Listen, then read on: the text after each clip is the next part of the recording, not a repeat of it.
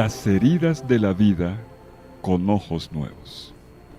Esto es lo que la Sagrada Escritura nos enseña.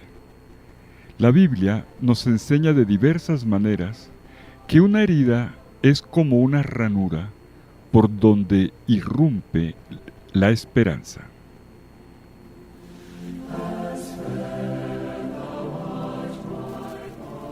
En estos días, en esta nueva serie, hemos intentado aprender, con la ayuda de la Sagrada Escritura, una mirada de esperanza sobre este tiempo.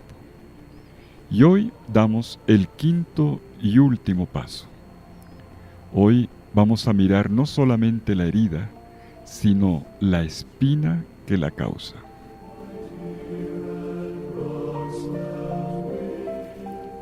Pero antes de entrar en materia, tomemos conciencia de esto. La Biblia nos ha mantenido en pie en las dificultades y, como hemos insistido a lo largo de esta serie formativa, nos ha enseñado a ver las heridas de la vida con ojos nuevos. Porque así como hemos oído y aprendido tantas veces, toda herida es una rendija por donde emerge la esperanza.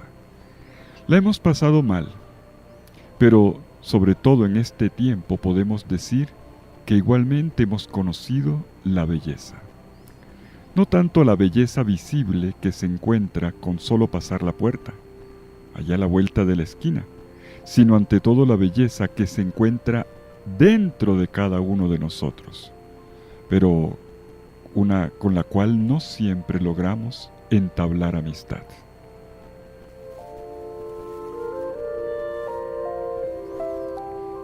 En esta última noche de nuestra serie formativa, quisiera invitarlos a observar, a descubrir esa belleza sembrada, custodiada, repartida a manos llenas, siempre generosamente, a lo largo de la palabra santa.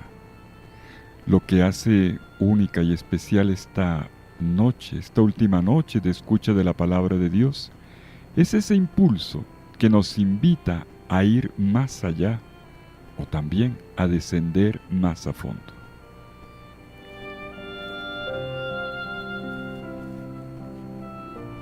¿Qué buscamos? Una mirada de luz y de esperanza sobre este tiempo. El tiempo que atravesamos es un tanto difícil. Para unos más, para otros menos, pero para todos ciertamente un tiempo que ha marcado una diferencia. Un tiempo absurdo, por una parte, si le ponemos atención a todo el daño que nos ha causado.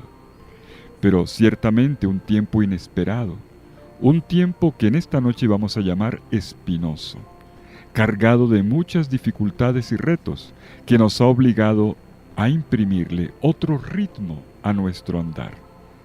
Un andar que antes de que comenzara la pandemia era tan frenético, tan estresante, tan caótico, y de repente nos hemos visto confrontados con otra manera de gestionar el tiempo.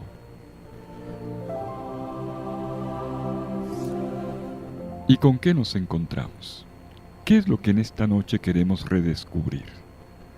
Que en medio de las espinas también hay una providencia. La providencia es una característica del actuar de Dios. Viene del término del verbo proveer. Un Dios que dentro de cada situación nos provee algo, nos regala algo. Y hablamos de una providencia, es decir, de algo positivo que brota también de las espinas. Y lo más parecido a esto sería la imagen de una rosa, una flor que proviene de un tallo de espinas. Una hermosa flor, de color intenso, incluso que emana un perfume, pero que proviene de un tallo espinoso. Hablar de espinas es casi un trauma, pero uno lo entiende bien cuando le pone atención a esta dialéctica de la rosa a la que me acabo de referir. ¿Dónde está Dios?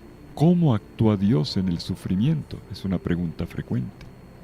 Y podemos decir que también en una pandemia hay una providencia. Y esto es lo que puede saber encontrar, descubrir una persona que aprende a mirar con ojos nuevos la vida.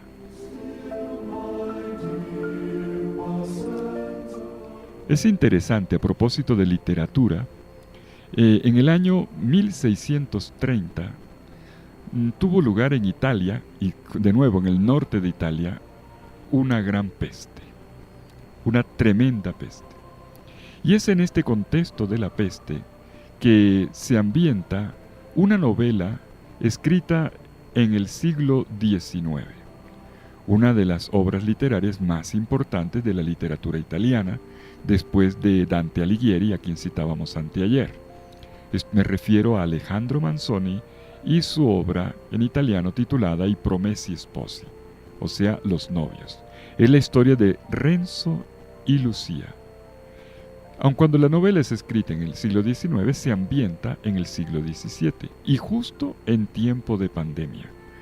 Y es interesante cómo, a través del ejercicio literario de esta ficción, la historia de estos dos personajes que están a punto de casarse, pero se les aplaza la cosa una y otra vez y se les enreda la vida por una peste, la palabra que más repiten en su historia es: pero en medio de todo hubo una providencia.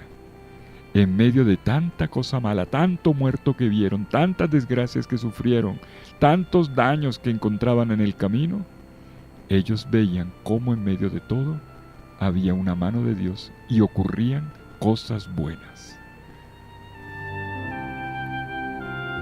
Hay un dicho popular que sintetiza esto: no hay mal que por bien no venga. ¿Se acuerdan de ese dicho? Y si nosotros leemos el libro del Génesis, notaremos que la conclusión de este libro de 50 capítulos está en el capítulo 50, versículo 20, y en boca nada más y nada menos que de José. Un José que ha sufrido lo indecible. Es el hijo de Jacob, luego llamado Israel, a quien sus hermanos vendieron a una caravana de ismaelitas y que terminó luego revendido en Egipto a la familia del comerciante Potifar. Un chico que termina luego en la cárcel, acusado falsamente por la esposa del señor Potifar, pero luego él ve cómo tanta desgracia de repente tiene un giro. Cuando en la cárcel dos compañeros le cuentan por qué están allí, el famoso copero, el panadero, y él interpreta, se dan cuenta que él interpreta sueños. Y resulta que el faraón tenía unos sueños y ninguno de sus asistentes había logrado interpretarlos. El famoso sueño de las vacas gordas, de las vacas flacas. Y José es llevado a la presencia del faraón y lo interpreta. Y le dice de qué se trata. Vendrá un tiempo de abundancia, entonces, hombre, hagamos buena economía, vamos a ahorrar, y vendrá el tiempo de las vacas flacas, y entonces ahí, pues hombre, viviremos, tal vez no holgadamente, pero sobreviviremos gracias al ahorro. Pues con eso se ganó el faraón, y el faraón lo nombró primer ministro. Y vemos cómo la historia tan dramática de un chico al final termina exaltada, termina muy bien. Al final del libro del Génesis nos encontramos con que sus hermanos, que están pasando hambre en Canaán, vienen a Egipto a buscar comida, y bueno, viene la historia de la reconciliación, la venida del hermano, también de Benjamín, luego cuando viene el papá, y cuando José se desvela su identidad delante de sus hermanos, ellos dicen, pues nos va a matar, nos va a pasar factura. Y no, ¿qué hace José? José dice este discurso en el capítulo 50, versículo 20, que es la síntesis de todo el libro del Génesis.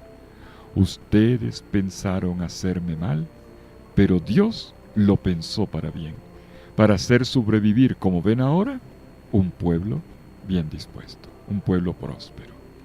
Dios cambió el mal en bien. Y esto se convierte como en una clave de sol de todo el pentagrama de la Sagrada Escritura. Como dentro de tanta cosa mala que nos pasa, también podemos ver cómo florecen rosas en medio de las espinas. San Pablo, en el capítulo 8, versículo 28 de la carta a los Romanos, lo dice con una expresión que todos conocemos: todo concurre para el bien de los que el Señor ama. Ese es nuestro tema de esta noche. Hay que saber descubrir en las espinas esa providencia. La pregunta que nos acompaña entonces es esta: ¿qué es lo que hago en este tiempo que es mi tiempo? O mejor, ¿qué hago para que este no sea un tiempo desperdiciado? ¿Qué le dice a mi vida? ¿Qué le dicen a mi vida, a mis hábitos, a los pasos que debo dar? ¿Es un tiempo perdido? ¿Un tiempo solo de lamentación y de pérdida? ¿O un tiempo que también puede ser fecundo, generoso, en el que entre las espinas puedo percibir la belleza que alimenta mi corazón? Los invito ahora entonces para que, con la luz de la Escritura, tratemos de captar en esta noche la belleza que habita este tiempo, el sentido de la providencia divina que viene a nuestro encuentro entre las espinas. Y lo vamos a hacer dando 3 pasos, leyendo 3 textos puntuales, breves, en 3 lugares de la Sagrada Escritura, para ver cómo en medio de las espinas se descubre la providencia de Dios. Serán como la historia de 3 espinas. Las de la tierra, primero; las de la carne, Pablo dice que tiene un aguijón, una espina en la carne; y finalmente las de Jesús, quien fue coronado de espinas. No me robarán la esperanza, no me la romperán. Vengan a cantarla conmigo, vengan a cantar.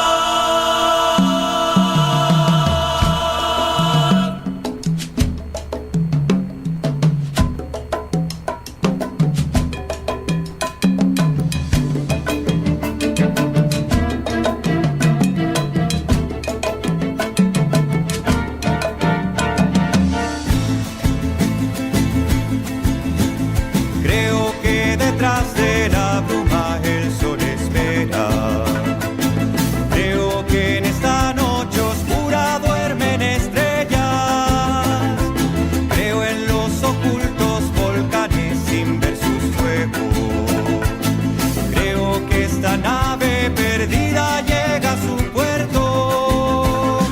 No me robarán la esperanza, no me la romperán.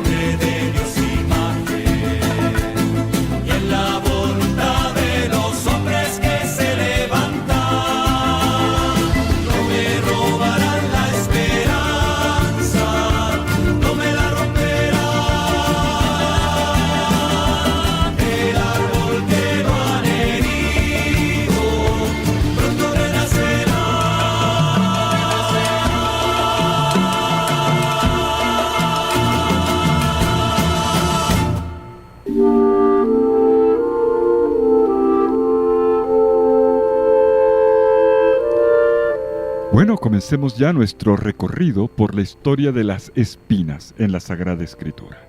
Entramos ahora en la primera. Nuestro recorrido comienza por uno de los primeros relatos de la Biblia que nos presenta las espinas de la tierra. Vamos idealmente hasta el primer libro de la Biblia, sus primeros capítulos, capítulo 3 del libro del Génesis, y llegamos al jardín del Edén. Y nos encontramos justo en el momento en el que Dios despide a Adán y Eva del jardín. Dios le dice al Adán, Génesis capítulo 3, versículos 17 al 19. Maldito sea el suelo por tu causa. Sacarás de él el alimento con fatiga todos los días de tu vida. Te producirá espinas y abrojos, y comerás el pan con el sudor de tu rostro, hasta que vuelvas al suelo, pues de él fuiste tomado, porque polvo eres, y al polvo tornarás.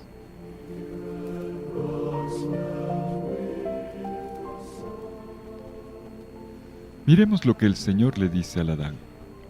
Te fatigarás con sudor en el trabajo de la tierra, pero el suelo te dará espinas y matorrales. Esta es la primera cita que la Biblia tiene sobre la espina. Y es terrible, porque el ser humano puede traerle a la tierra una maldición y convertir el jardín, el Edén, en un espinero. Y fue precisamente la decisión del ser humano, la de hacer de que la tierra fuera sometida a esta maldición. De manera que la dureza de la maldición desemboca después en esta condición de vida del ser humano, por el cual tiene necesidad de alimentarse, pero en unas condiciones difíciles. En el Edén podía comer de todo, bueno, casi de todo, porque había un árbol del que no podía comer. Pero el hecho, si leemos el capítulo 2 del libro del Génesis, vemos que en la descripción se dice que no podía comer la carne para no derramar sangre. Es decir, en el Edén prácticamente eran vegetarianos. Bueno, no podemos hacer la relación con el vegetarianismo ni con los veganos de hoy. No es exactamente lo mismo. Pero aquí había una intención, era un mensaje. El Señor le había dado incluso a los animales como alimento las hierbas verdes y los frutos de los árboles. ¿Para qué? Para que no hubiera violencia, para que no se derramara sangre. Pero ellos no se habían contentado. Y de ahí la maldición que Dios da, no al hombre, sino a la tierra. Y le dice, tendrás que trabajar un montón, tendrás que sudar. Y aquí hay un detalle interesante. Nos encontramos con el mismo verbo con el que Dios, en el discurso a Eva, le habló del dolor de la mujer en parto. Tú tendrás que sudar para extraer el fruto de la tierra. A Eva, con dolor parirás tus hijos. El verbo hebreo es el mismo. Se refiere al hombre para extraer alimento de la tierra como quien sufre un trabajo de parto, tratando de generar vida del suelo, de la madre tierra. La mujer es el equivalente en la tierra bendita que es el vientre femenino para parir el hijo. La mujer con el hijo, el hombre con el fruto de la tierra. Dos partos, dos generaciones de vida. Pensemos todo el trabajo que el ser humano tiene que darse para poder alimentarse. Pensemos nomás cómo la razón de las guerras viene precisamente de la necesidad del alimento. La necesidad de conquistar el pueblo vecino, ¿para qué? Pues para expandir las tierras, para tener más. Las últimas guerras ya no son propiamente por el pan, pero ciertamente por el vivir. Hasta hace poco era por el petróleo, ya ni por eso. Tal vez sea más bien, como me decía un amigo, la guerra por el agua. Las primeras espinas son las de la tierra. Son espinas que crucifican a la humanidad. Pensemos en cuántas injusticias se han consumado por razones económicas. Cómo es superado este estatuto del hombre sobre la tierra, donde Dios manda al hombre a trabajar la tierra, pero resulta que la tierra es avara. En el mundo antiguo, en la cuenca del Mediterráneo, aquí un detalle más, los 2/3 de la población eran esclavos. Los 2/3 de la población. Los que podían vivir cómodamente, los que podían alimentarse bien y que se consideraban libres, eran muy pocos. El resto de la población vivía en función de este pequeño grupo de privilegiados que los sometían. Y aun cuando el esclavismo supuestamente desapareció de la historia, lo cierto es que hoy hacemos los trabajos, le delegamos a las máquinas los trabajos que hacían los esclavos, o peor todavía, a los inmigrantes. Es lo que ocurre en países del primer mundo. ¿Crees tú que simplemente van a respetar tu profesión y tu trayectoria? Puede ocurrir, si eres de buenas y sabes hacer la tarea. Pero lo normal es que te van a poner trabajo de esclavo. Son las espinas de la economía, del comer, del trabajo. Y es aquí donde llegamos a lo que estamos viviendo. Tantos negocios que durante los últimos 5 meses han estado al borde de la quiebra. Algunos efectivamente han quebrado. Son espinas que están unidas al mundo del trabajo, del poder salir adelante, del poder vivir o al menos sobrevivir. Y si así es ahora, uno se pregunta qué vendrá después. Tanta gente que ha perdido el trabajo y otros que probablemente lo perderán dentro de poco. O gente que en la economía informal que no gozaba de una afiliación para un seguro o para una pensión y que vive del día y que con dificultad en estos 5 meses han podido sobrevivir. Y algunos literalmente han pasado hambre porque viven del día. Hay gente que se ha ido a dormir sin tener que comer durante estos 5 meses que han pasado. Estas son las espinas de la tierra. Es la maldición de una economía injusta, egoísta, para unos cuantos, perjudicando la vida de los demás. ¿Y será que nosotros debemos querellar a la providencia, echándole la culpa de lo que sucede? ¿Quién fue el que maldijo esta tierra? ¿Fue Dios o fue el hombre?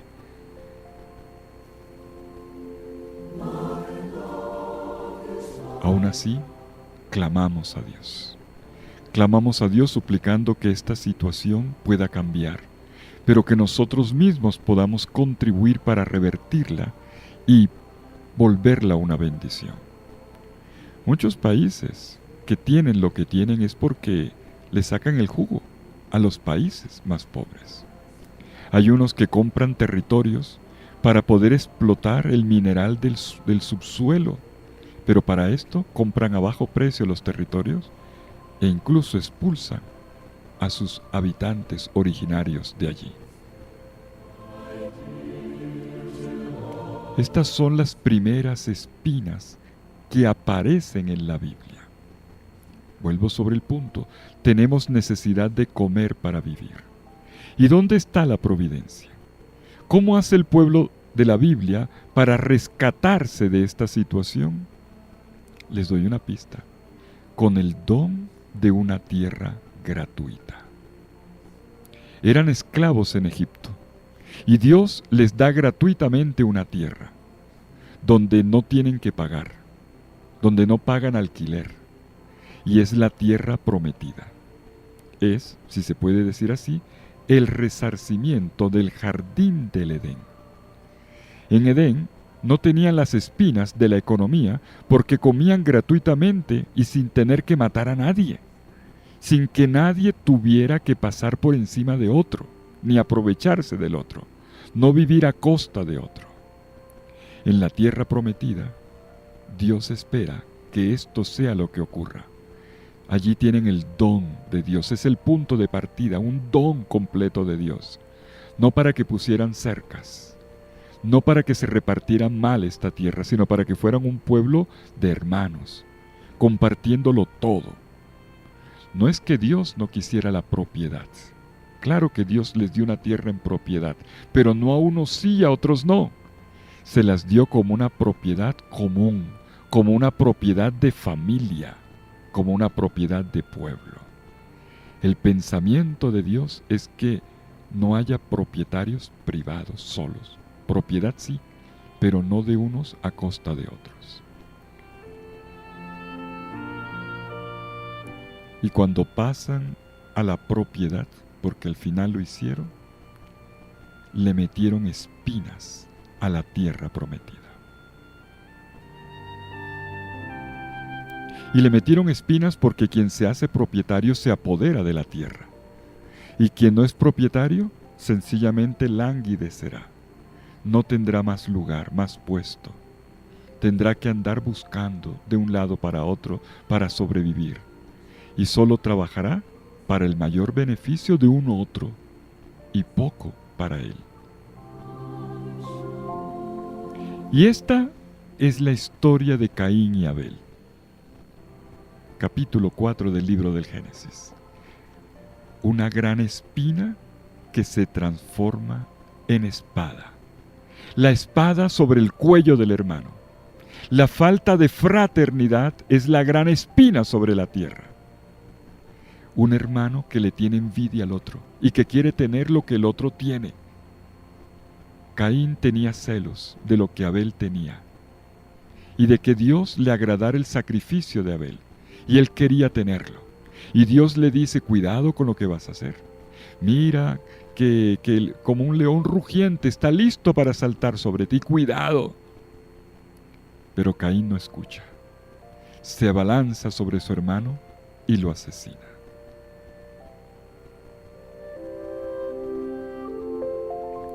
La falta de fraternidad. Miren, es la historia de los hermanos. La falta de fraternidad, matar la fraternidad, es la gran espina sobre la tierra.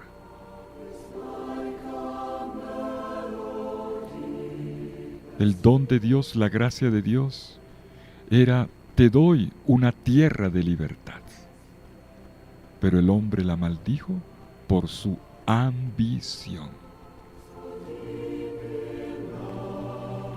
Y para que la espada se convierta en providencia, para que la espina se transforme en rosa, se requiere entonces el compartir, se requiere otro corazón.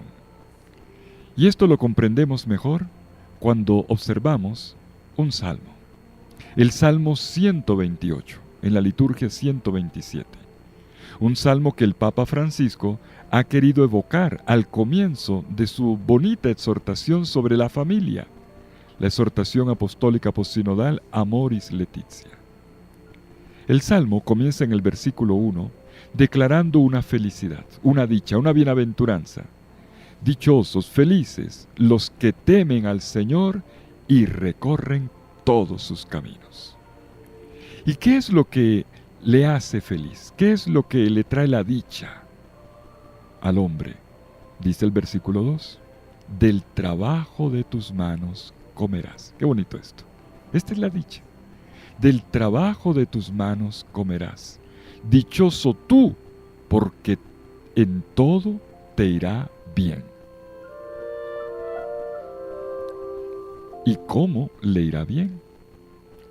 Vemos cómo este campesino, porque es un salmo de un campesino, que regresa a casa y se encuentra con una estampa familiar maravillosa.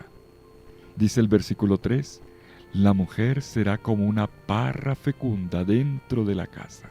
Qué bonito, es una imagen de fecundidad. Verde, brillante, rebosante de vida.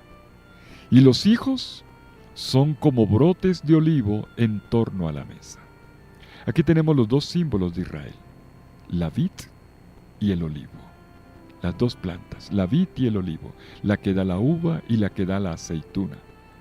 Y dice que los hijos son como brotes de olivo, de esta planta recia, que es tan abundante en la cuenca del Mediterráneo. Pero no dice olivo, sino brotes de olivo. Es decir, son retoños, los hijos son retoñitos, brotes. dispuestos en la mesa, en el comedor de la casa, en círculo, como se hacía en el mundo oriental, sentados en el suelo, sobre un gran tapete, el sulhan, como se dice hoy en árabe, sobre el sulhan, sentados alrededor, como una bonita corona de ramos de olivo, pero en su brote, en el verdor que ahora está comenzando a dar vida, a nacer. Y es así como la casa es representada como un jardín. ¿Dónde comienza? ¿Dónde se refunda? ¿Dónde se refunda el mundo, la sociedad, el planeta? Desde la familia. La casa es ahora el jardín que transforma las espinas en verde. Y por eso del trabajo comerás, te irá bien, encontrarás la cosecha. Pero inmediatamente el Salmo pasa del mundo del campo al mundo de la familia. Allí se transforman las espinas. Miren qué fecundidad. La mamá, generadora de vida. Por eso es comparada con el tronco rico de savia vital. Y los hijos como la corona de olivo en torno a la mesa. Esos pequeños frutos del olivo, ramitas todavía germinales, pimpollos, promesa de vida. Y todo en una gran armonía. Tú comerás del trabajo de tus manos. Serás bendecido, se dice en el versículo 2. Y esta es la primera providencia, un trabajo digno. Es un trabajo en una tierra de libertad, donde ninguno someterá a otro. Ver el fruto del esfuerzo en el trabajo y en el hogar, en la educación de los hijos, en el crecer juntos, en el compartir la mesa con alegría, todos, sin que a nadie le falta nada. Esta es la espina que se vuelve rosa. Vemos cómo esta felicidad bíblica es representada aquí en una convivencia retratada de una forma tan vitalista. El Adán maldecido por el trabajo de esclavitud se volverá feliz porque podrá hacer comer a sus hijos en la dignidad, la libertad y la armonía. Esta es la felicidad bíblica, el trabajo que se convierte en instrumento de vida y de bendición. La tierra prometida, el Señor se la dio al pueblo entero, a todos en calidad de familia, de pueblo de hermanos, y no a unos cuantos que dividieron el mundo en dos, en patrones y empleados. Y esta maldición es rota con una nueva bendición que brota desde la familia. Y el Salmo inmediatamente extrapola del mundo de la familia al mundo de la ciudad y al país entero. Por eso enseguida habla de la prosperidad de Jerusalén, y no de unas cuantas familias privilegiadas de la ciudad, no, la ciudad entera. Y luego termina el Salmo en el versículo 6, paz, shalom a Israel. Shalom no es la paz interior, el fresquito interior. Shalom es una vida con dignidad. Es el conjunto de bienes que Dios da para que vivamos con dignidad. Shalom a Israel. Lo que de verdad transformará las espinas y las espadas en asadones para el trabajo digno, para el fruto de la tierra compartido, lo que transformará aquel dolor de la tierra maldecida por el egoísmo y la ambición humana, lo que hará que el sudor se transforme en la fiesta de la cosecha de los frutos de la tierra, será la fraternidad.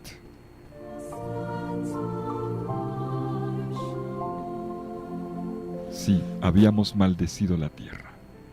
Creo que ustedes lo percibieron, no sé si ustedes se dieron cuenta, estoy seguro que sí.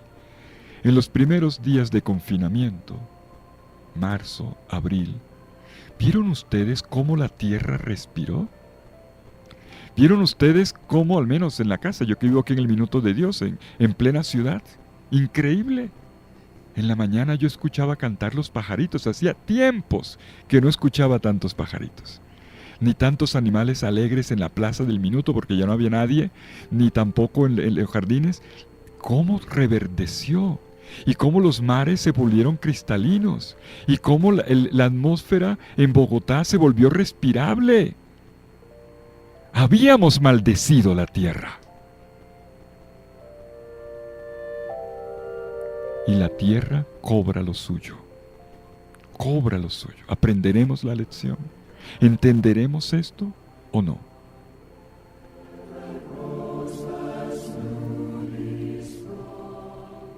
La fraternidad entre nosotros y con la tierra. Y entonces habrá alimento para todos. Y lo podremos comer juntos en la misma mesa, compartiendo en la gratuidad, en la caridad, en el amor. Esa es la providencia de Dios llevada sobre las espinas. Es la comunidad del pueblo de Dios, de Israel y de la comunidad cristiana que son signo de una fraternidad. Lo llega a decir Hechos de los Apóstoles, de la iglesia de los orígenes, Hechos 4:32. Todos los que venían a la fe eran un solo corazón y una sola alma, y ninguno llamaba propiedad suya a lo que le pertenecía. Dice Hechos de los Apóstoles que ellos vendían lo que tenían y lo ponían a los pies de los apóstoles. Ojo, no para que lo repartieran por partes iguales, sino porque ninguno es igual a otro. Cuidado con los igualitarismos, porque no somos todos iguales. Hay quien necesita más y hay quien necesita menos. Y entonces ponerlo al pie de los apóstoles se entiende mejor con la frase que sigue. Y repartían a cada uno según su necesidad. Según la necesidad del hermano. Esta es la liberación de las espinas. La espina que se vuelve rosa. La rosa de Jericó. ¿Han visto la rosa de Jericó? La rosa de Jericó es hermosa, porque ya no tiene espinas. Pasemos a la segunda espina. La espina en la carne. Vamos a dar el paso de la espina de la tierra, las espinas en la tierra, a la espina en la carne de Pablo. Pablo de Tarso dice autobiográficamente que él llevaba una espina en su carne. Veamos el texto y lo explicamos enseguida. 2 Corintios capítulo 12, versículos 7 al 9. Dice así: para que no pudiera yo presumir de haber sido objeto de esas revelaciones tan sublimes, recibí en mi carne una especie de aguijón, un ángel de Satanás que me abofetea para que no me engría. Por ese motivo 3 veces rogué al Señor que se alejase de mí, pero Él me dijo: mi gracia te basta, pues mi fuerza se realiza en la debilidad. Esta es la segunda espina, la espina en nuestra carne humana, la del dolor, la del sufrimiento.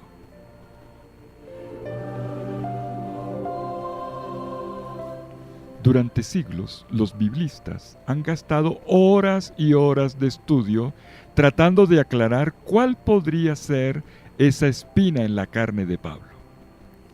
Por cierto, hay una lectura moralista que ha sido dominante durante siglos, ya desde San Agustín, a quien celebramos hoy, y que llevó a entender la espina como las tentaciones sexuales. Un Pablo que, bueno, es que no me aguanto, y entonces manejando la cosa, es que tengo una espina. Bueno, fantasías. No tiene nada que ver con eso, a pesar de que se ha dicho tanto, pero no tiene nada que ver. La exégesis contemporánea no dice eso. Piensa más bien que se trata de una limitación física de Pablo. y más fuerte para una persona que era viajera, porque era un predicador itinerante, tenía que desplazarse para llevar el evangelio por todo el Mediterráneo. Necesitaba una condición física adecuada, y Pablo no la tenía. Pero era un predicador, necesitaba facilidad de palabra, expresarse bien. Y no, Pablo era un tipo gago, balbuciente. Tenía entonces en su carne, en su cuerpo, una pequeña invalidez, que al final no era tan pequeña si tenemos en cuenta la tarea que realizaba. Pero es lo mismo que ocurre con los grandes personajes de la Biblia. Moisés, por ejemplo. Jeremías, por ejemplo. Personas que tenían que hablar tanto, pero tenían una limitación en su capacidad comunicativa. Moisés no lograba expresarse bien. Lea la Biblia y verá. Era su hermano Aarón el que tenía que hablar. Cuando llegaba el momento del discurso en público, lea la Biblia. Jeremías dice en el relato de su vocación, en el capítulo 1 de su profecía, es que soy como un niño que no sabe hablar. Y aquí, no hay que entender tanto el pequeñito que balbucea, aquí se refiere más al joven, probablemente es una persona entre 20 o 24 años, que todavía no tiene la edad para el ministerio público. De todas maneras, hay una limitación, y concretamente en la capacidad comunicativa. El punto es el mismo. Hombres llamados a predicar no eran los más locuaces. No lo era Moisés, ni Jeremías, ni Pablo.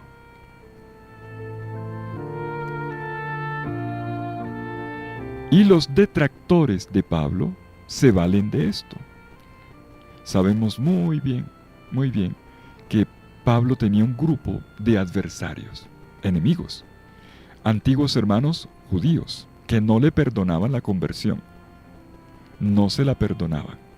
Y un grupo ya de judíos convertidos al cristianismo, que donde Pablo pasaba desautorizaban a Pablo. Claro, nunca se lo decían de frente. Ese era parte del problema. Había una hipocresía. Esperaban que Pablo fundara una comunidad y se fuera, porque él tenía que irse por diversas razones. Y estos venían y comenzaban a hablar mal de Pablo. Que Pablo los engañó, que no les dijo el evangelio correctamente, que todo el mundo se tenía que circuncidar y dejar de comer chicharrón y patatín patatás. Y para desacreditar a Pablo, se valían de su limitación física. Porque un predicador pues tenía que tener cara, tenía que tener porte, tenía que tener prosperidad. Era el signo de que era bendecido por Dios. Y Pablo lo que hacía era mostrar que era una prueba de la cruz. Una persona sin apariencia. No tenía cara de prosperidad, sino todo lo contrario, de desgracia. Y los detractores se valían de eso. Parecía, mírenlo.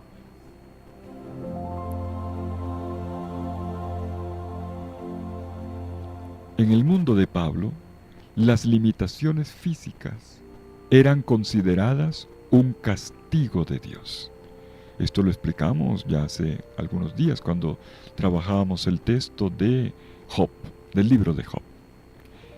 Si alguien tenía una enfermedad, enseguida pensaban que concluían que había pecado. Si una persona tenía una limitación o le pasaba una desgracia, todo el mundo decía, ¿qué pecado habrá cometido? Que Dios lo está castigando. Y entonces se convertía esto en una vergüenza social.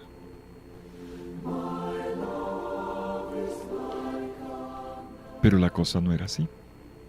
Y Pablo va a redimensionar, a reinterpretar, a darle un nuevo sentido a esta espina en la carne.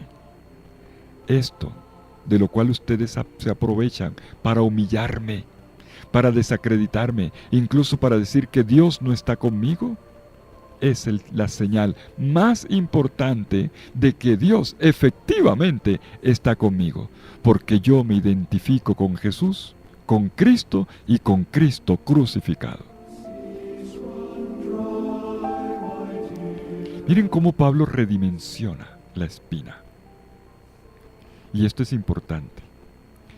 A nivel comunitario, nuestro mundo occidental, golpeado por el coronavirus, andaba por la tangente. Es verdad que se hablaba ya del problema ecológico, esto no es de ahora, hace rato que se viene diciendo, pero no teníamos conciencia de tantas pandemias paralelas que han aflorado. O mejor, que estaban ahí, pero comenzamos a tomar conciencia. La pandemia de la injusticia, la pandemia de la corrupción, la pandemia de la pobreza, la pandemia de sistemas de salud que realmente no responden a las necesidades de todos. Sistemas laborales y económicos que privilegian a unos cuantos y friegan al resto. Pero todo esto nos ha ayudado a que reconozcamos nuestra vulnerabilidad, lo expuesto que estamos y también lo mal que estábamos como sociedad. Vivíamos al límite. Usamos a los otros como si fueran tapetes, los pisoteamos. A otras personas, a otras poblaciones, a los más pobres. Esto es una espina en la carne.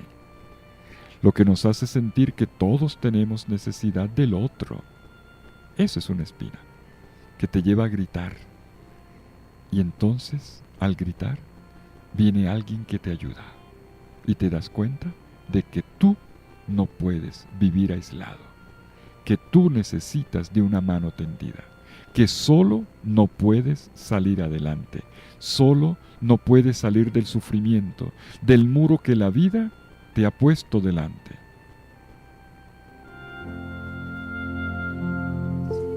Sí, hemos llegado a este límite, hasta el decir no puedo más, no puedo respirar, tengo una espina en la espalda.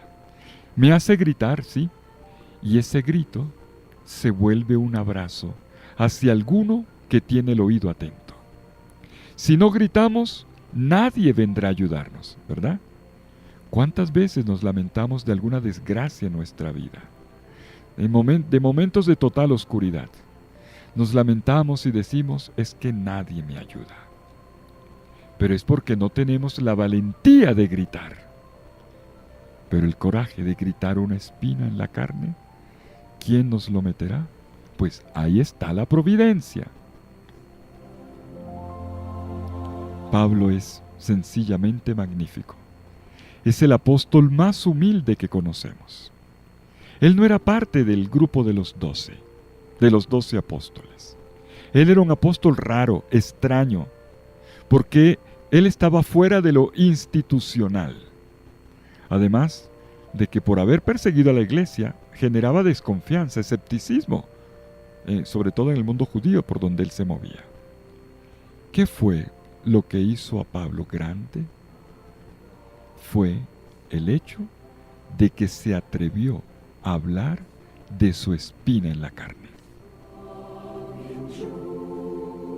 O mejor, la espina en la carne fue la que lo hizo gritar, y este fue su mayor lenguaje. ¿Cuál? La actualidad de la cruz de Cristo en su historia personal.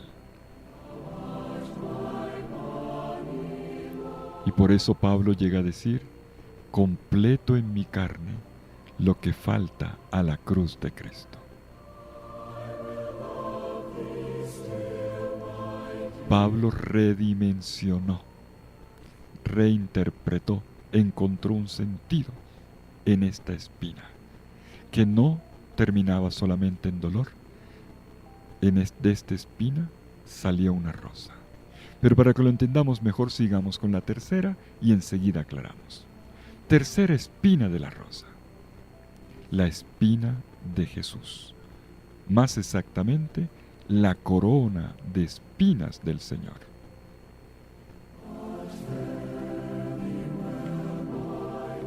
Y ahora entendemos mejor. La espina en la carne de Pablo, ¿qué era en el fondo? ¿Un golpe más de la vida? ¿Una limitación física o una enfermedad? ¿O una desgracia que lo avergonzaba? No. La espina en la carne de Pablo era Cristo viviendo en él. Aquel Señor que estaba en Él. Por eso Pablo repetía en Gálatas, como dice en Gálatas 2:20, no soy yo quien vive, es Cristo quien vive en mí. Y esto es verdaderamente providencial. ¿Por qué? Porque la puerta hacia Dios, hacia el Señor, es el sufrimiento, es la espina, es esto que me hiere. Y al herirme, incluso al herir mi carne y mi corazón me abre. Esto es lo más cierto de la fe cristiana. Por las heridas del Señor es que lo comprendemos a Él y nos comprendemos a nosotros. Este Mesías y Rey no tiene una corona de oro, como los emperadores romanos, que vivían coronados, y con su corona le hacían entender a todo el mundo que ellos eran semidioses, que estaban por encima del resto de la gente, que ellos eran los más grandes de todos los ciudadanos, y que el resto eran unos pobres súbditos. Esto era la corona de oro del emperador. En cambio, la corona de espinas de Jesús, ¿qué es? Es todo lo contrario.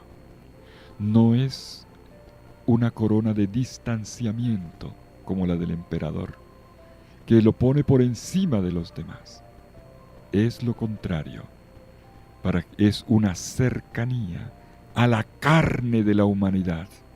Esta carne de la humanidad que siempre está herida. Y no tenemos una sola espina, ni dos, ni tres, ni cuatro, ni cinco. Solo Dios sabe cuántas espinas puede tener una persona. Una madre de familia, por ejemplo, no sé si alguna madre de familia me está escuchando, no lo sé. Una madre de familia estará de acuerdo conmigo a lo mejor en que cada hijo es una espina.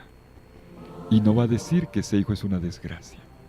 A pesar de todo el dolor que le causa el hijo desde que estaba en el vientre, desde el parto y tantas cosas. Un dolor, ciertamente una espina. Pero cuánto lo ama, cuánto ama esa espina. ¿Me equivoco? ¿Me equivoco? ¿A qué no? Veamos mejor. ¿Qué es esta espina? Esta espina que Pablo lleva encima, me devuelvo un momento a Pablo, es la vida de Cristo en él. Él lo ha dicho claramente, es la vida de Cristo en él. Y lo deja claro cuando dice ante sus críticos, yo no soy digno de ser apóstol. Es que yo no pasé hoja de vida para que el Señor me llamara o me contratara. Yo nunca me ofrecí. Él fue el que me buscó a mí, a pesar de mí. Yo no soy digno. Yo soy el último de los apóstoles, el último que llegó. Llegué como un aborto, dice la primera carta a los Corintios, capítulo 15. Y entonces viene la pelea. Dicen ustedes que son hebreos, y esto los enorgullece, ¿verdad? Pues yo también lo soy. Yo también soy hebreo, y a lo mejor más hebreo que todos ustedes, porque yo era fariseo, o sea, un practicante. Pero para mí, lo importante no es lo que yo era. Ni siquiera para mí, lo más importante son mis logros. Lo más importante para mí es que el Señor me eligió y Él me hizo a pesar de mí en su apóstol. ¿Y qué es lo que me hace ser apóstol de Él? Yo no tengo cartas que me acrediten, cartas de recomendación, credenciales, como aquellas personas que tienen autoridad que reciben un carnet. Eso existía en los tiempos de Pablo. Le decían, ¿y dónde están tus credenciales? Y Pablo va a decir, mi única credencial es mi sufrimiento.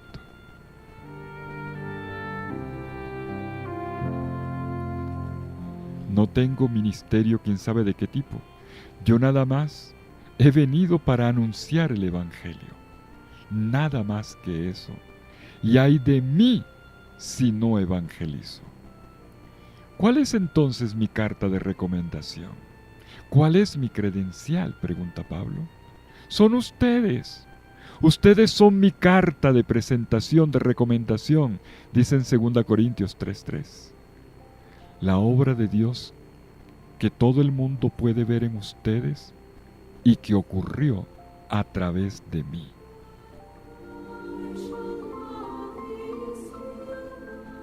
Dice Pablo, y en este dolor yo los engendré a ustedes.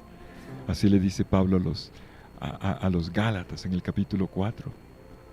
Yo los parí a ustedes, yo los engendré y sufro dolores de parto hasta ver a Cristo formado en ustedes.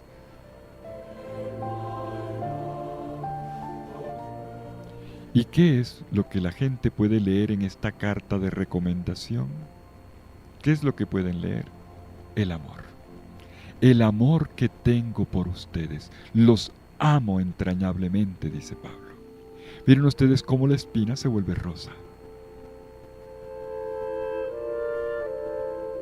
Hay una página preciosa en la segunda carta a los Corintios, en el capítulo 11, versículos 23 al 30, donde Pablo dice cómo es esa espina y cómo este dolor se convirtió en fuente generadora de vida. Cómo a partir de este dolor Él trajo a la vida por medio de la evangelización a todos los miembros de sus comunidades. Dice Pablo, yo he afrontado todas estas cosas, se refiere a las desgracias. Yo he afrontado todas estas cosas por, atención con el por, la preposición por ustedes.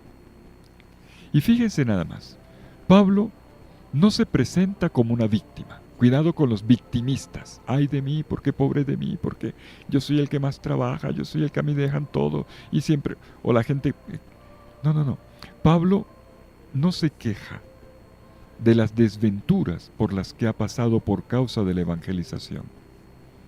Él lee cada herida de su cuerpo en el camino de la evangelización como una expresión de amor por su comunidad.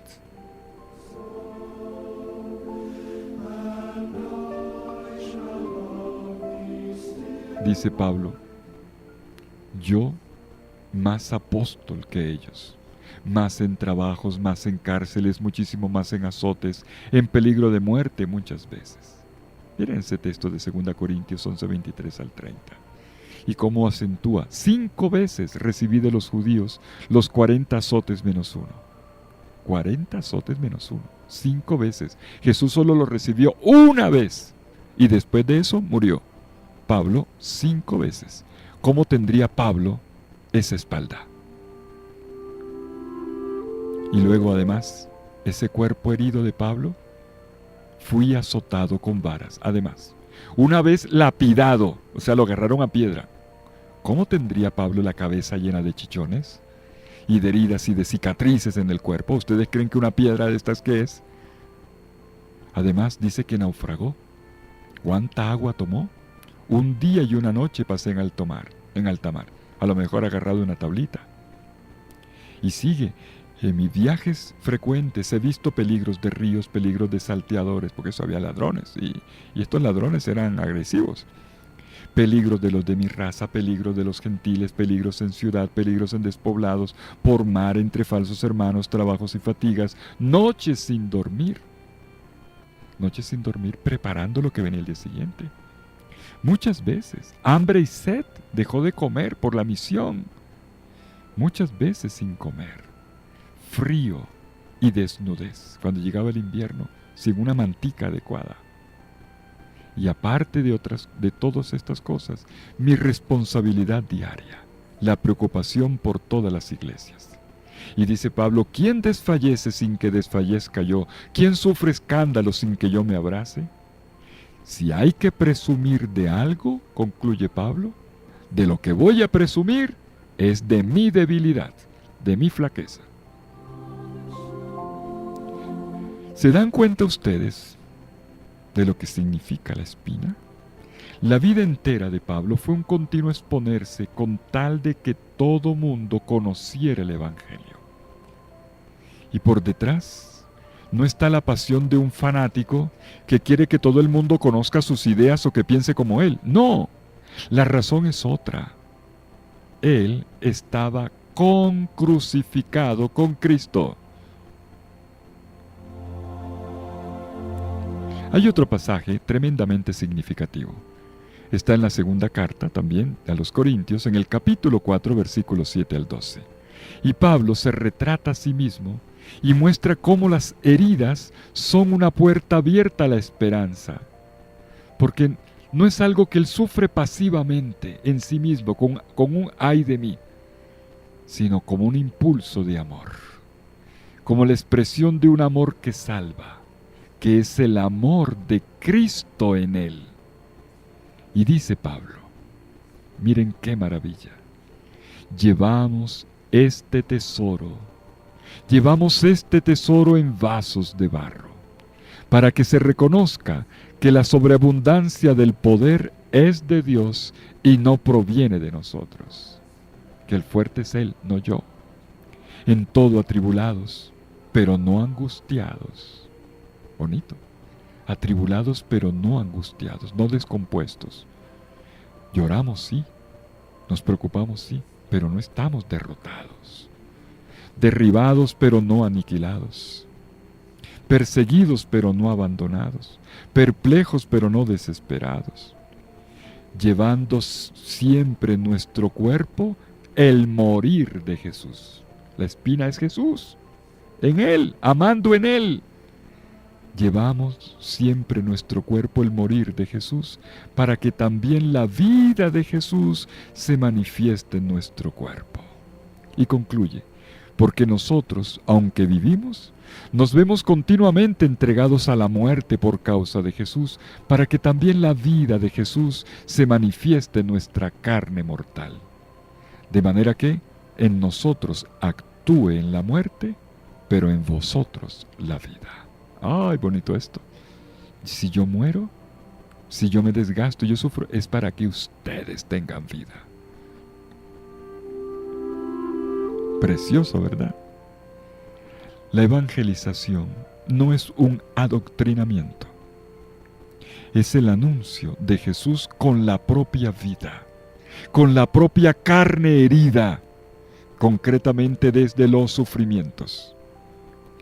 San Francisco de Asís, por cierto, el gran Francisco, en una ocasión cuando envió a sus hermanos en misión les dijo, prediquen el Evangelio y si es necesario, también usen palabras. ¿Por qué? Porque es el testimonio. No era por mí, dice Pablo, todo lo que me pasaba. Esto no era un asunto personal. Yo todo el tiempo pensaba en ustedes.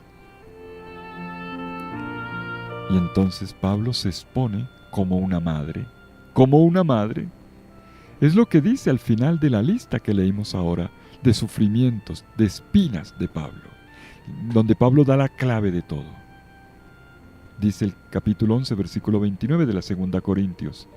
¿Alguno de ustedes sufre sin que yo lo sienta también?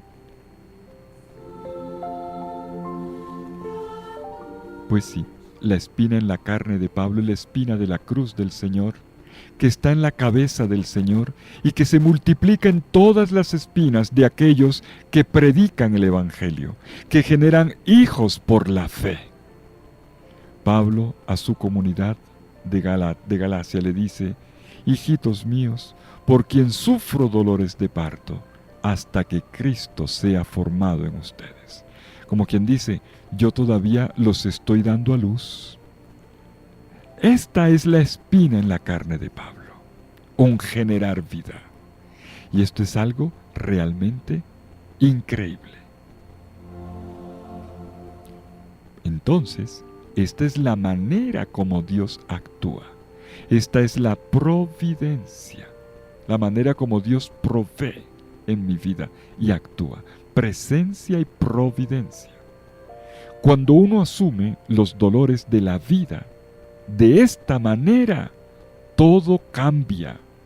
Todo cambia. Dios está ahí. Cada dolor, cada espina es el beso de Dios en la carne de Pablo. Y hay que decirlo, no hay un apóstol de Jesucristo más grande que Pablo. No estaríamos aquí ni ustedes ni yo si no fuera por él, porque él abrió el camino hacia los paganos. Y nosotros, bueno, algunos de ustedes vendrán del mundo judío seguramente. Yo no, pero estoy seguro que la mayoría tampoco.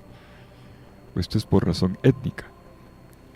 Y nosotros somos cristianos por la fe. Y esto se lo debemos a Pablo.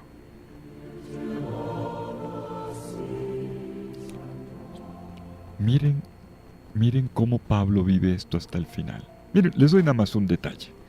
En el capítulo 27 del libro de los Hechos de los Apóstoles, cuando está a punto de acabarse el libro, Pablo afronta un naufragio. Llega a Malta nadando, no en salvavidas, No existían estas gomitas redondas, estas donas inflables. No, llega nadando. Y bueno, llega a la isla de Malta y allí, cuando por fin parece que se salva, todavía tratando de calentarse porque era invierno, agarra unos palitos y ¡pum!, una culebra, mejor dicho, más de malas.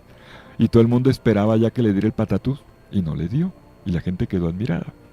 Y después de unos meses vuelve otra vez a embarcar. Yo no sé si yo me habría vuelto a meter al mar después de un naufragio. Y se vuelve otra vez y llega a Sicilia, y luego a la Calabria, y luego a Pozzuoli, y finalmente a Roma. Un detalle. Dice el capítulo 27 que cuando llega al sitio llamado Tres Tabernas, Pablo va a entender por qué tanto dolor, por qué tanta desgracia. La espina en la carne de Pablo son todas esas personas que vienen hasta Tres Tabernas para esperarlo. ¿Qué cosa? ¿Qué esperaban de Pablo? Una palabra de vida. Y esta palabra finalmente llegó. A pesar de los naufragios, a pesar de la culebra que le mordió la mano, a pesar de los enemigos, a pesar de tanta cosa que le pasaron en el camino. Todo esto tenía un propósito. La gente lo esperaba con unas ganas para escuchar su predicación.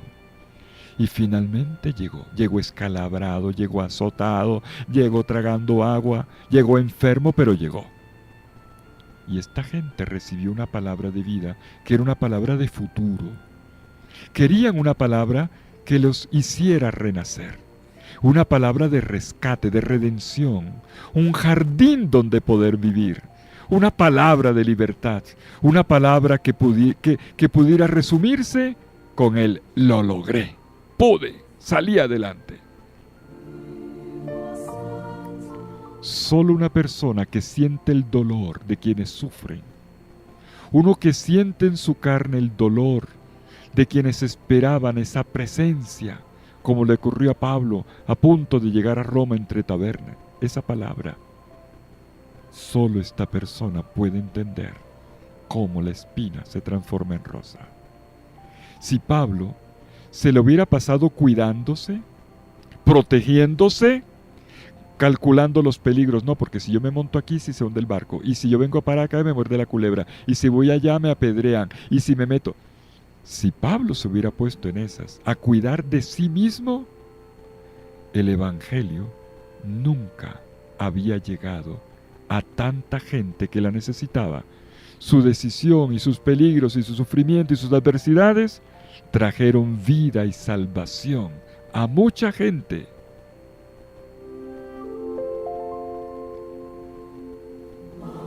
Esta espina es para nosotros, por así decirlo, el motor de la vida.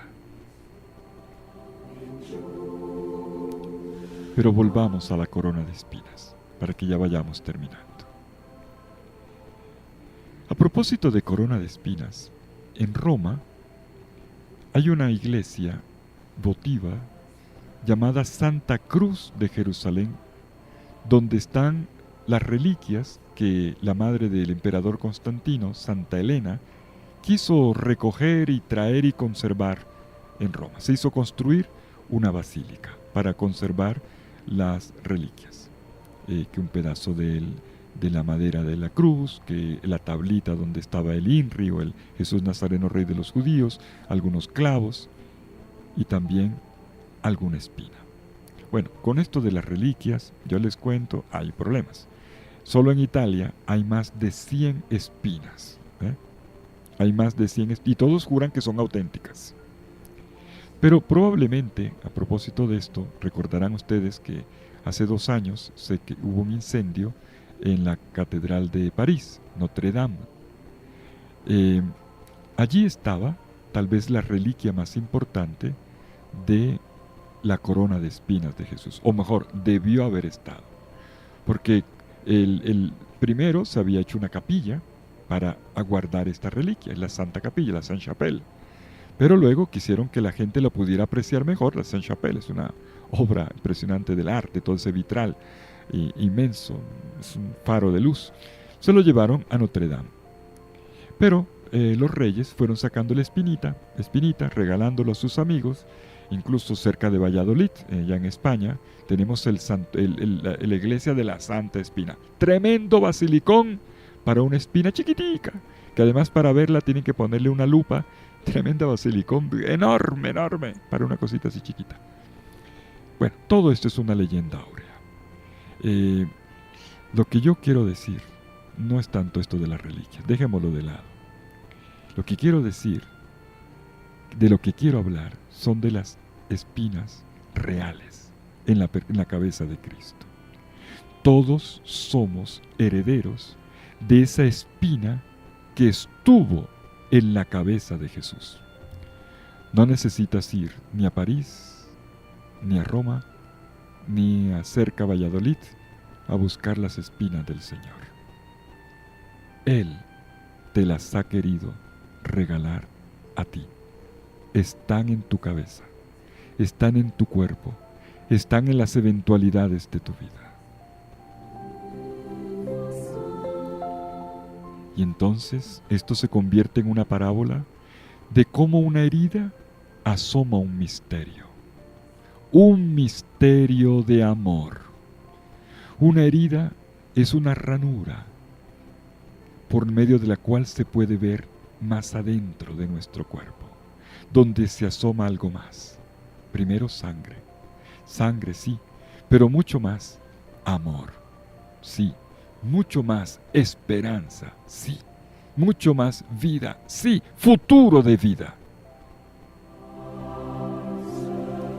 A mí me encanta cómo se dice en italiano. En italiano se dice tutta ferita e una feritoia. Hace un juego de palabras entre ferita y feritoia, herida y ranura. Toda herida es una ranura. Entonces pensemos que todos nosotros somos herederos de esa espina que estaba sobre la cabeza de Jesús. Esto es su amor por nosotros.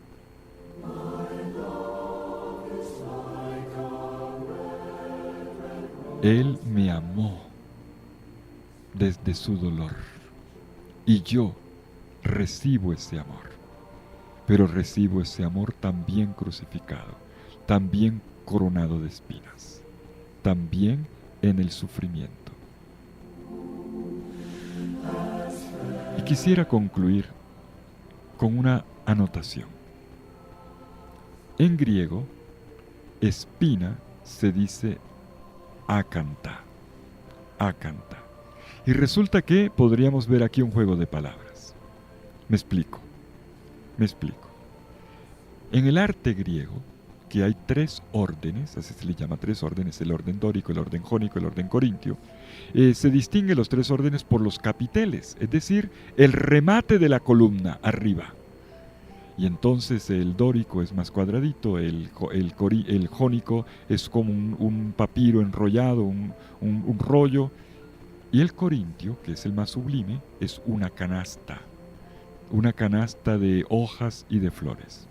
Pues esta canasta, que representa la belleza en el mundo griego, es una canasta, un capitel, una canasta de hojas de ácanto. La belleza está representada en la hoja de ácanto. Y resulta que esta belleza, esta hoja bella, tiene espinas. Un detallito. Hay un escritor y biógrafo del siglo I, famosísimo, Plutarco de Queronea, que nació en el año 46 y murió en Delfos en el año 127. Cuenta Plutarco que había una costumbre en la sociedad grecorromana que, bueno, digo yo, para los cristianos no debía ser desconocida. Y consistía en esto, en que la mujer, la esposa, le regalaba al marido una corona de hojas de ácanto.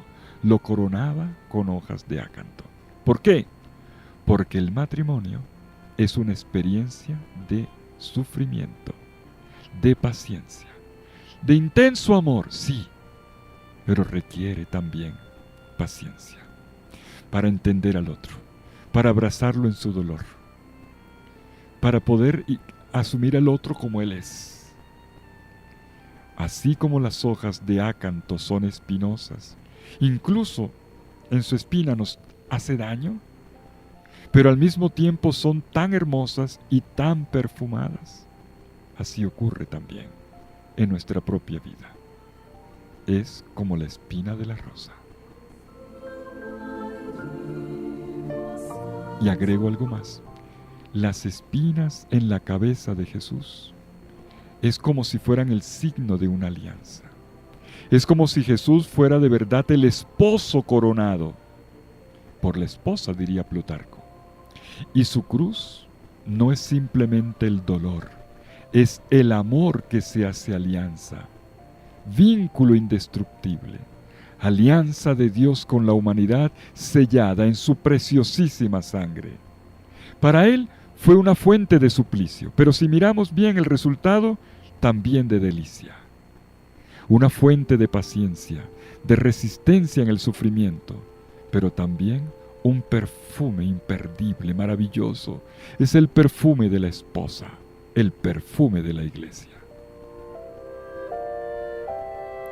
Y claro, no lo podemos olvidar.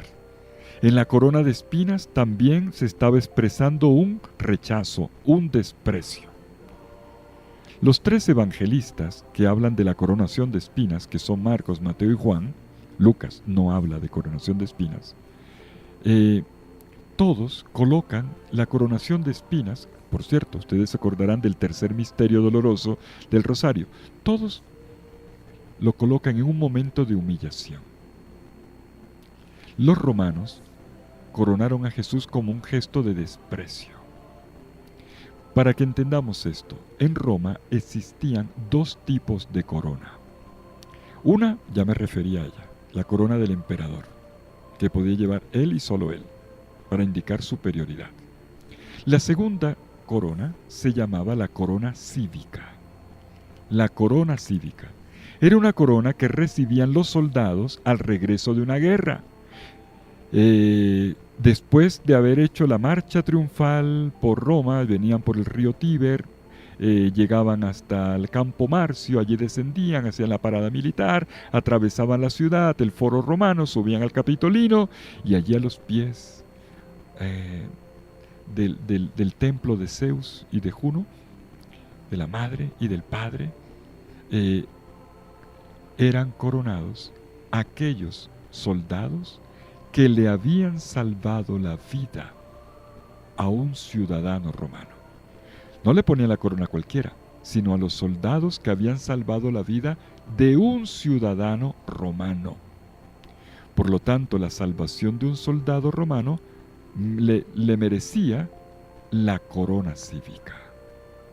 Ahora bien, la corona de espinas que los romanos pusieron sobre la cabeza de Jesús era una especie de parodia, era una comparsa burlesca de esta corona cívica. Lo hacían con ironía, de uno que tomaban por un falso Mesías, por un falso rey, por un falso Salvador. Pero al coronar a Jesús con espinas, estaban diciendo la verdad, como quien le pone al soldado la corona cívica, porque Jesús efectivamente había salvado la vida, salvaba la vida de otros, y no solo de romanos, de todos, de la humanidad entera. En el sufrimiento por amor, así como las espinas de Jesús, espinas en la carne que nos hacen pasarla mal, que nos hacen vivir cosas realmente tremendas, una persona que no está en la experiencia del Señor no entiende estas cosas, porque tiene otra mirada. Podría incluso despreciar esto que estamos diciendo. Pero yo les digo, en el amor, nada debería avergonzarnos. Ninguna espina nos debería avergonzar en el amor. Cada cosa de nuestra vida, cualquier fracaso, que la cruz era signo de un gran fracaso, eso lo tenían claro los apóstoles, que no tenían ni 5 de ganas de que Jesús se muriera. Ellos esperaron hasta última hora que no ocurriera, que algo cambiara, que el maestro echara para atrás y salvara su vida, protegiera su vida, cosa que no era para nada complicada para Jesús. Él perfectamente podría haber huido. Siempre lo más fácil será salvar la propia vida buscando refugios más seguros. Pero no, Jesús no hizo eso. Jesús fue adelante. La cruz, que era una muerte de esclavos, jamás para un libre, Él la sufrió. Y ocurrió fuera de la ciudad, como un excomulgado, despreciado por su propio pueblo. Era un oprobio, una injusticia. Y Jesús era inocente, pero fue matado como el peor de los delincuentes, como un malviviente. Miren hasta dónde puede llegar el amor. El amor llega allí donde uno nunca sería capaz. Nuestros miedos, nuestros temores, nuestras vergüenzas, nuestras lágrimas, nuestros pecados, nuestras violencias, no solo los que sufrimos, sino las que les causamos a otros. Todas estas coronas de espinas son potentes de amor. Un amor que llega por todos lados, doquiera, hasta los suburbios de la existencia humana. Llega allí donde los cuerpos de las mujeres pueden ser humillados por la trata de blancas, por la prostitución. Llega allí donde los niños son violados, una de las peores monstruosidades de este mundo. Y esos seres humanos somos también nosotros, no solo los que sufrimos, sino también los que causamos sufrimiento a otros. Somos capaces de hacer el mal con una creatividad increíble. Y todo esto está en la cabeza de Jesús. Sus espinas se vuelven rosas. Esto es lo más genuinamente cristiano. Lo hemos explicado tantas veces y en estos días lo hemos repetido. La cruz es pascual, es para la vida, para la resurrección. Cuando se vive a fondo, lleva la dignidad allí donde hay vergüenza. Lleva la grandeza allí donde hay indignidad. Lleva el perfume allí donde huele mal. Lleva la pureza allí donde ha habido contaminación y corrupción. Lleva la santidad allí donde está el contagio. Y nosotros nos ponemos la mascarilla para mantenernos sanos. Y hay que hacerlo por el bien de los demás y también porque tenemos una responsabilidad con nuestra vida. Pero les digo una cosa, yo no sé si Jesús estuviera aquí, si Él usaría una mascarilla. Lo haría seguramente para darnos ejemplo de que hay que cuidar a los demás. Sí, ahí sí. Pero ¿saben una cosa? Jesús violó tantas veces los protocolos para evitar el contagio. ¿Sabían eso? Sobre todo con los leprosos, que se suponía, hoy sabemos que no. Sabemos que no era una enfermedad contagiosa, pero en ese tiempo todo el mundo lo pensaba así. Lo pensaba así. No se podían tocar los leprosos. Y había toda una serie de protocolos para mantenerlos alejados. Y Jesús nunca sintió asco, ni tampoco tuvo miedo del contagio. Y las autoridades judías lo dictaminaron como un contaminado, amigo de publicanos y de pecadores. Miren cómo come y bebe con ellos. ¿Quiere más? Esto que yo estoy citando ahora, a propósito de los leprosos, que es tan emblemático, lo que yo quiero decir es esto, que Jesús, para sanar al leproso, escogió un camino en la que se la jugó por él. El distanciamiento establecido por la ley era cautelar para proteger a los sanos, y esto tiene sentido. Jesús toca a los leprosos ¿por qué? Porque la salud con S mayúscula está en la fraternidad. Escuchen bien, está en el cariño que nos damos con sinceridad. Está en el defender la vida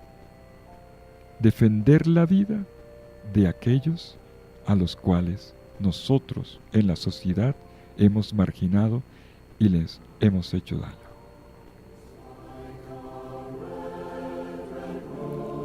Lo que no puede ocurrir es volver a meterle espinas al mundo, defendiendo solamente la ventaja que pueden tener unos pocos a costa del resto, excluyendo la vida de muchos.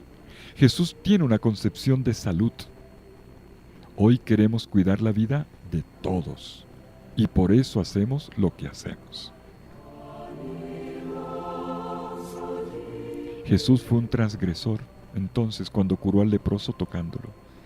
La gran curación, no estoy diciendo la que nos toquemos, la gran curación de nuestra vida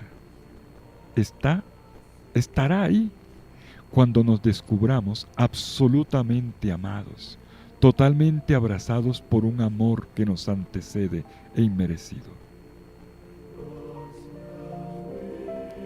El ser humano no fue hecho para estar aislado ni solo.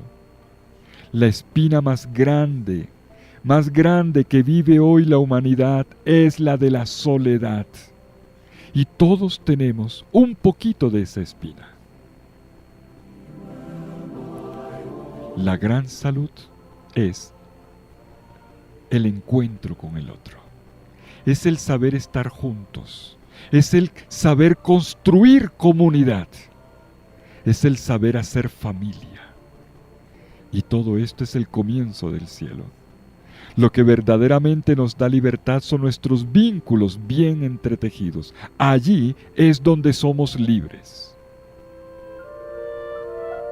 Yo les pido un favor. Pónganse la mascarilla. Es necesario, porque es un gesto de amor. Pero lo que en esta noche nos enseña la palabra de Dios, y con lo que concluimos, es que lo nuestro es ser como Jesús. Y que para sanar las heridas hay que quitar las espinas de lo que nos separa o de aquello que no nos permite tener corazón de niños en una casa donde Dios es Padre. Esta es la nueva mirada. Ver los sufrimientos de la vida con otros ojos. En medio de las espinas puede haber una providencia, es decir, presencia y provisión de Dios.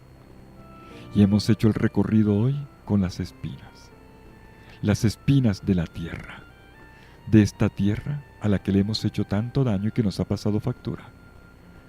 Pero la podemos cambiar, podemos hacer un mundo diferente. Ahí tenemos la esperanza de un mundo nuevo.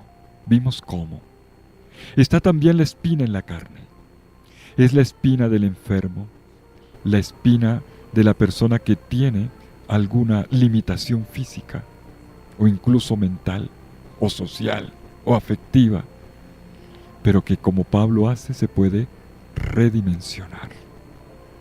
Es la espina que Pablo entendió desde la cruz de Cristo. Es Cristo el que vive en mí. Y este Cristo fue un Cristo coronado de espinas. Lo que irónicamente le pusieron en la cabeza era para mostrarlo como un falso soldado. Pero Jesús fue el verdadero soldado que salvó la vida, no de unos cuantos, de todos, y Él era verdaderamente el Rey. Este Jesús coronado de espinas nos muestra con cuánto amor podemos generar vida desde el sufrimiento. Pues sí, mis queridos hermanos, llegamos así al final de nuestro recorrido. Es así como la corona de espinas de la providencia, de las heridas vistas con estos otros ojos, se convierte en una corona de espinas. Esta es nuestra fuerza, nuestra esperanza. No me robarán la esperanza, no me la romperán. Vengan a cantarla conmigo, vengan a cantar.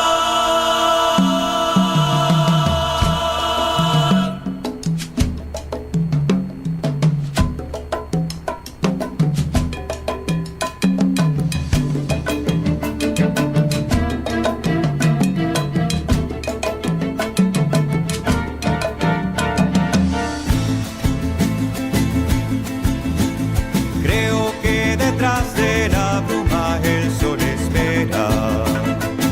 Creo que en esta noche oscura duermen estrellas.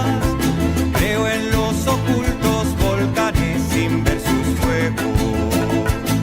Creo que esta nave perdida llega a su puerto. No me robarán la esperanza, no me la romperán. Vengan a cantarla conmigo, vengan a cantar.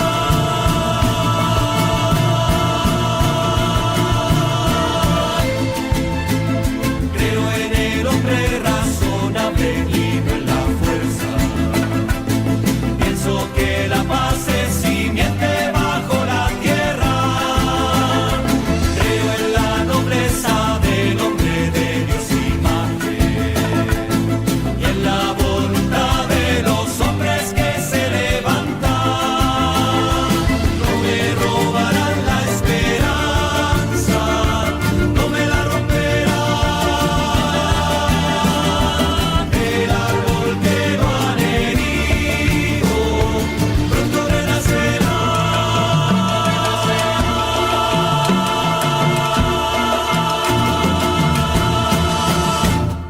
Este es un espacio formativo del Instituto Bíblico Pastoral Latinoamericano de la Facultad de Estudios Bíblicos, Pastorales y de Espiritualidad de la Corporación Universitaria Minuto de Dios.